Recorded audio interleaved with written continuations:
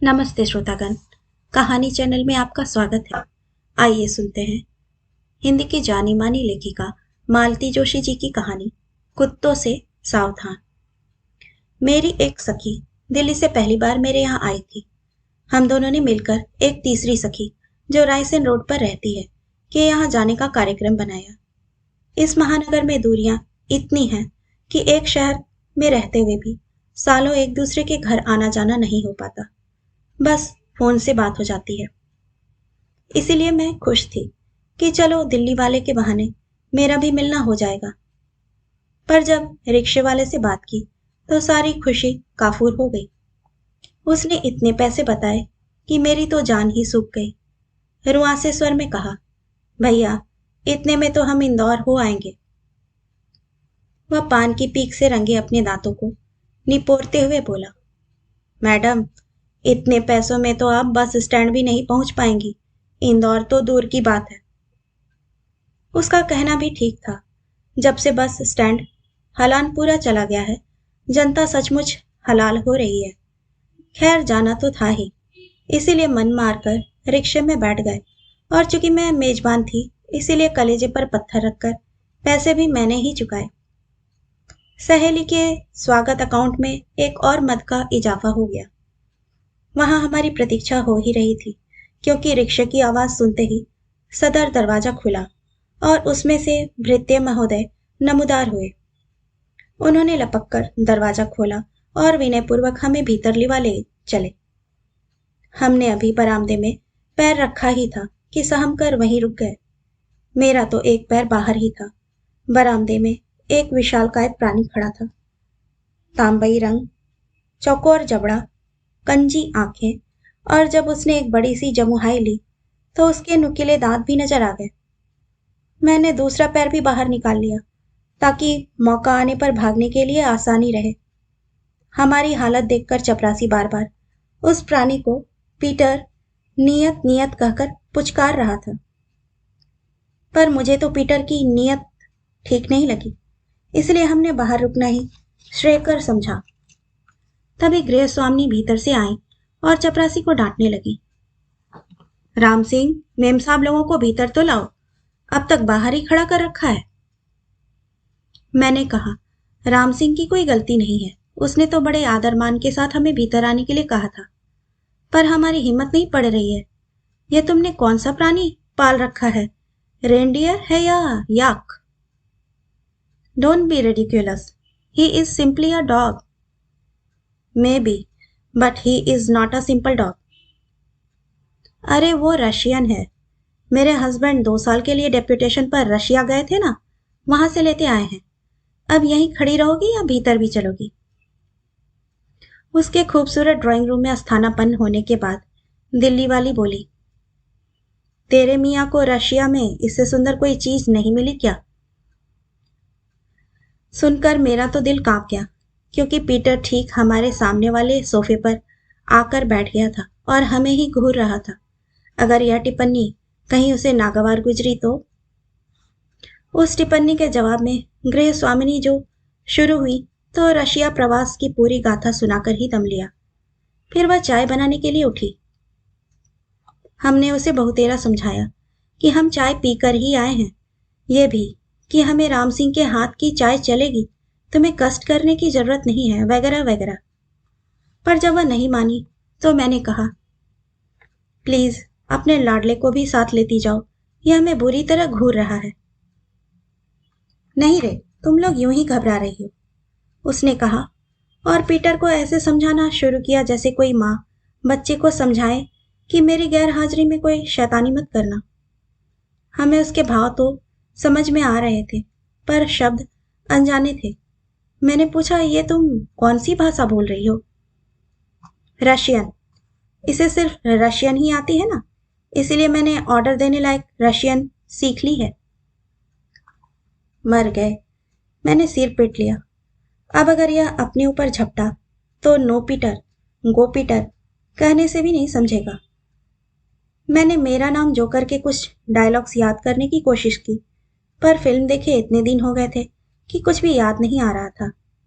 हमने सांस रोककर हनुमान चालीसा, देवी कवच, शिव महिमा जो जो याद था सबका पाठ कर डाला, पर चाय का पता नहीं था। अंततोगत्वा जब चाय आई तो मैंने पूछा, क्या आसाम के चाय बागान तक पहुंच गई थी? कितनी देर लगा दी?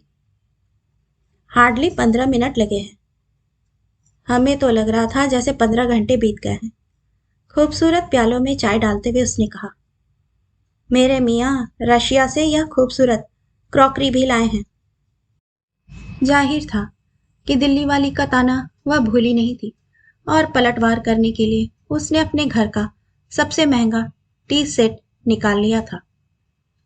तब से तय कर लिया है कि कहीं भी जाने से पहले पूछ लेंगे कि घर में कुत्ता तो नहीं है, और अगर है तो कौन सी भाषा बोलता है। दरअसल लोगों को बड़ा विश्वास होता है कि उनका कुत्ता बड़ा शरीफ है। कई लोग तो कुत्ते को कुत्ता कहने से भी नाराज हो जाते हैं। वह सिर्फ भौंकता है, काटता नहीं है। वे अंग्रेजी की कहावत भी याद दिलाते हैं कि barking dogs do not bite. यह कहावत मुझे मालूम है, पर कुत्ते को भी तो मालूम होनी चाहिए। कुछ लोग कहेंगे आप डरिए नहीं, इत्मीनान से बैठे रहिए। वह एक बार आपके पास आकर आपको सूंघ लेगा बस। पर भैया उतनी देर में अपनी तो जान ही सूख जाती है। फिर आखिरकार वह जानवर ही तो है ना। आजकल आप इंसान की गारंटी नहीं दे सकते, कुत्ता क्या चीज है।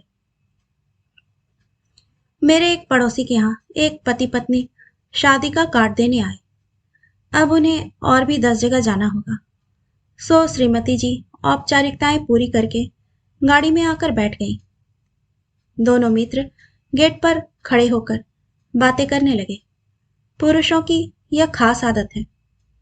महिलाओं की महफिल अपने शबाब पर होगी और उन्हें अचानक घर याद आने लगेगा, और जब महफिल उखड़ जाती है तो खुद घंटों गेट मीटिंग करते रहते हैं। उस दिन भी यही हुआ। श्रीमती जी ने 2-3 बार इशारा किया, एक बार कार्ड हवा में लहराए, 1-2 बार कलाई घड़ी दिखाई, पर उनकी बातें थी कि खत्म नहीं हो रही थी। श्रीमती जी रिमाइंडर पर रिमाइंडर भेजे जा रही थी। इस पर उनके पति को तो नहीं, गृहस्वामी के कुत्ते को ही ताव आ गया। वह कूदकर एकदम खुली खिड़की पर झपट पड़ा। जब तक वो संभल पाती, उनकी चीख सुनकर लोग दौड़े आए। वह उनके बालों का एक गुच्छा उखाड़ चुका था। बाद में पड़ोसिन ने बताया कि पूरी शादी में बेचारी सिर पर एक बड़ा सा बैंडेड बांधकर घूम रही थी, और गृहस्वामी हादसे के बाद बड़े निर्लिप्त भाव से कह रहे थे, पता नहीं इसे आज क्या हो गया था, नहीं तो ऐसा कभी करता नहीं है। एक बार मैं भी ऐसे भयावह अनुभव से गुजरी हूं। भगवान का शुक्र है कि वह इतना भयावह नहीं रहा, पर कुछ समय के लिए मेरी तो सिट्टी पिट्टी गुम हो गई थी। लेखिका संघ के किसी कार्यक्रम में एक बार दिल्ली जाना पड़ा। बहू के एक रिश्तेदार के यहाँ रुकने का प्रोग्राम था। शताब्दी एक्सप्रेस दिल्ली पहुंचती है रात 10 बजे के बाद। दिल्ली की दूरियां नापते हुए 11 बजे तक घर पहुंच पाए थे। मेजबान दंपत्ति से बस दुआ सलाम हुई और गुड नाइट कहने का वक्त आ गया। मेरी व्यवस्था अलग से एक आरामदेह कमरे में की गई थी। नई जगह थी, इसलिए लाइट मैंने खुली ही छोड़ दी थी। बिजली की बचत की खातिर मुझे यहाँ वहां टकराना मंजूर नहीं था। आंखें बंद करके मैं नींद की आराधना कर रही थी कि मुझे लगा मेरी पलंग पर कोई चढ़ आया है।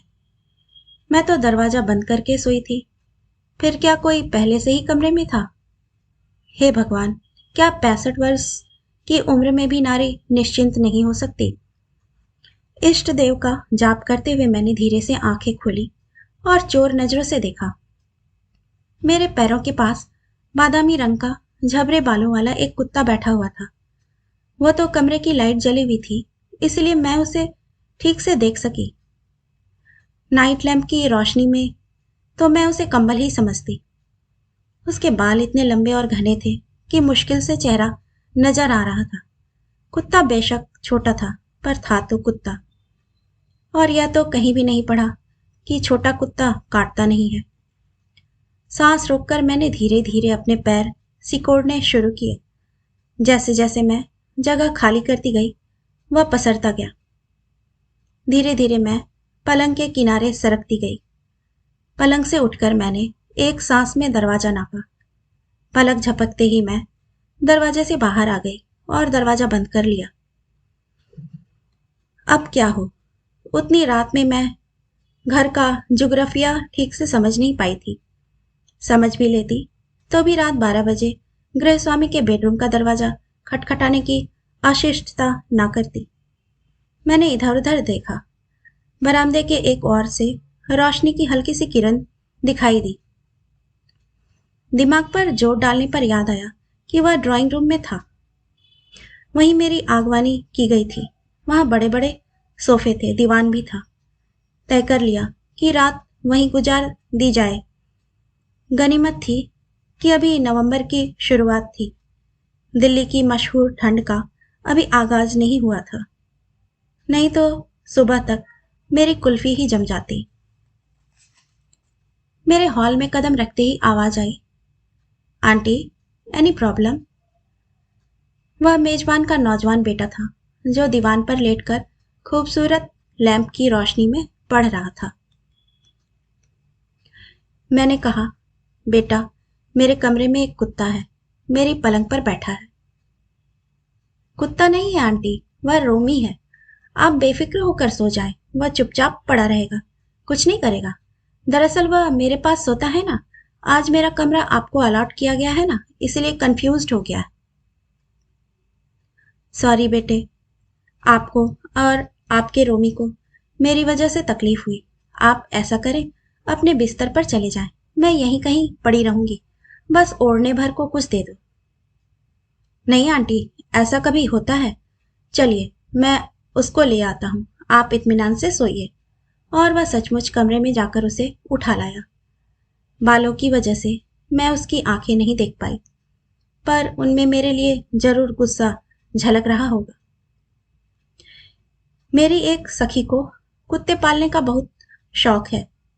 हमारी दोस्ती को 50-55 वर्ष हो चले हैं। इस दौरान उसके यहाँ कम से कम 25 कुत्ते अपनी आमद दर्ज कर चुके हैं। वह खुद अकेली है, इसीलिए कुत्ता पालती है। फिर उस कुत्ते को अकेलापन महसूस ना हो, इसलिए एक और कुत्ता पालती है। अपनी 2 और कुत्तों की 12 रोटियां सेकती है।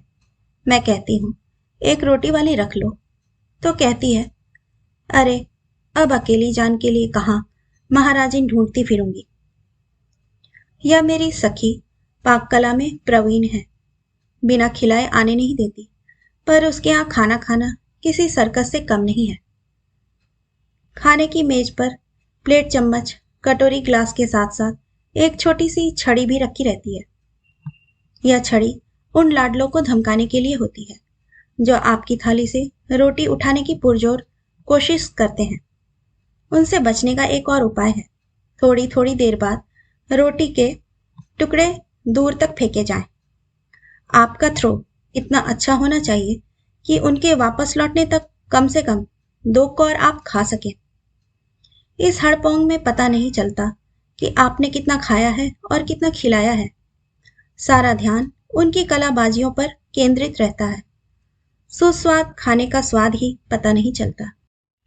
खाना तो खैर बाद में, पर उसके यहाँ जाना भी एक समस्या है। गेट पार करने के बाद एक सकरा जीना आता है। इतना सकरा कि मोटा आदमी तो फंस ही जाएगा। सीढ़ियां खूब ऊंची ऊंची। घर का नक्शा ऐसा है कि जीना पार करने के बाद छत है और छत के सिरे पर कमरे। पहली सीढ़ी पर पैर रखते ही उसके अंगरक्षक दौड़े चले आते हैं और जीने के मुहाने पर खड़े होकर भौंकने लगते हैं। हर बार नया नमूना होता है, इसीलिए पुरानी पहचान का हवाला भी नहीं दिया जा सकता।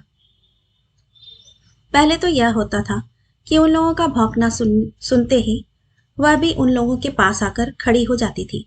फिर हम निश्चिंत भाव से सीढ़ियां चढ़ जाते थे। अब वह भी मेरी तरह 70 पार की हो गई है। अर्थराइटिस की मरीज है, बहुत धीरे धीरे चलकर आती है। तकलीफ ज्यादा हो तो आती भी नहीं। फिर मेरी भी अब उम्र वह नहीं रही कि कुत्तों के लपकते ही अबाउट टर्न करके दौड़ लगा लूं। अव्वल तो उस जीने में अबाउट टर्न करना ही संभव नहीं, और इस उम्र में दौड़ लगाना तो और भी कठिन है। कुछ लोग कुत्तों के बड़े अजीब अजीब से नाम रखते हैं। टीपू, मोती, शेरू, ये नाम तो अब पुराने पड़ गए हैं। बीच में टाइगर, रोमी, टोनी, हनी, रॉकी आदि नामों का भी काफी चलन था। शिबा, शीना, डायना नाम भी लोकप्रिय रहे हैं। कुछ लोग अपने व्यक्तिगत राग द्वेषों को भुनाने के लिए चर्चिल, चार्ल्स, बुश, रोनाल्ड जैसे नाम भी रखते हैं। स्वर्गीय श्री शरद जोशी जी के कुत्ते का नाम श्वान था।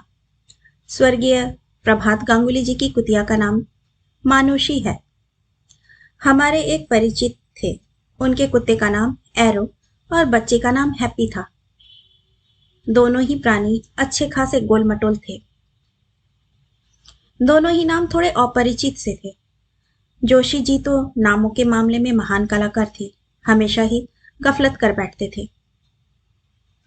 तब बड़ी विचित्र स्थिति का सामना करना पड़ता था। छोटी जगहों में बहुत कम घर ऐसे होते हैं जहां बेतकल्लुफ होकर जा सकते हैं।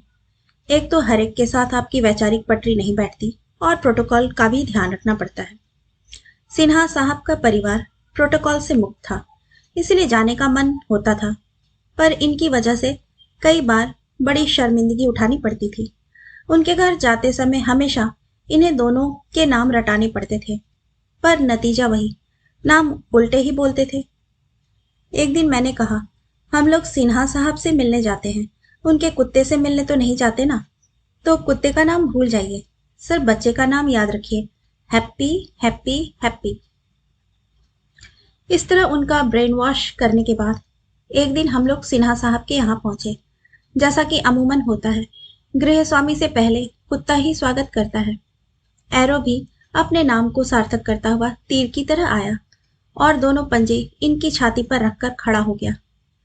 अब ये कहे जा रहे हैं, go happy, no happy, come on happy, shake hand happy. मेजबान लोग जब बाहर आए, यही जुगलबंदी चल रही थी। उस समय उनके चेहरे पर जो भाव उभरे, उन्हें मैं आज तक भूल नहीं पाई हूं। अंत में एक किस्सा और।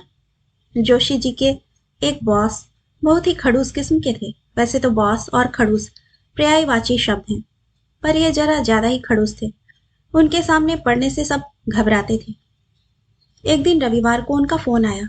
एक जरूरी फाइल मंगवाई थी।